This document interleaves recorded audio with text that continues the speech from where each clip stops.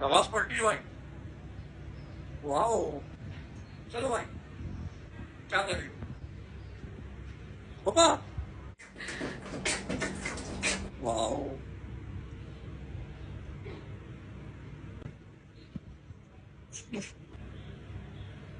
मेरे को वापस से गए। अब की बात है मम्मा, क्या बोलते हैं?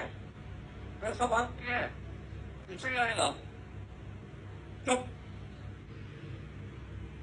मानूर, मानूर, मानूर, मसला है, क्या हुआ?